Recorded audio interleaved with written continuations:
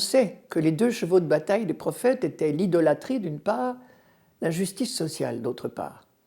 Sur le thème de l'idolâtrie, je vous donne aujourd'hui un texte d'Isaïe que je trouve particulièrement savoureux.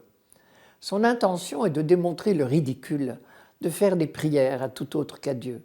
Dommage qu'il ne soit jamais lu le dimanche. Cela nous amènerait peut-être à réfléchir. Je vous raconte l'histoire. Isaïe imagine un bûcheron qui abatte un arbre. Il prend une bûche un peu longue, il la coupe en 2. Une bûche dont il fera son feu et l'autre dont il fera une statue.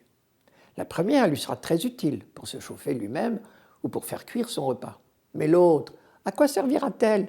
À rien, évidemment. Il pourra la faire très belle, la sculpter avec soin, faire des prières, s'agenouiller, la porter en procession, lui offrir des sacrifices. Tout cela en vain.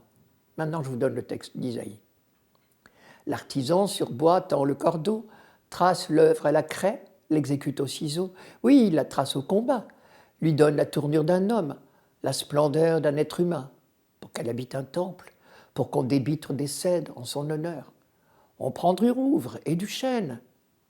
C'est pour l'homme bois à brûler. Il en prend et se chauffe. Il l'enflamme et cuit du pain.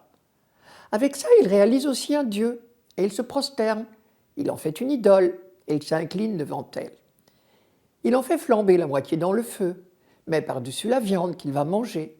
Il fait rôtir son rôti et se rassasie. Il se chauffe aussi et dit « Ah, je me chauffe, je vois le rougeoiement ».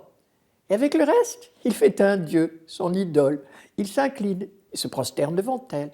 Il lui adresse sa prière en disant « Délivre-moi, car mon Dieu, c'est toi ». Ils ne comprennent pas, ils ne discernent pas, car leurs yeux sont encrassés au point de ne plus voir. Leurs cœurs le sont aussi, au point de ne plus saisir.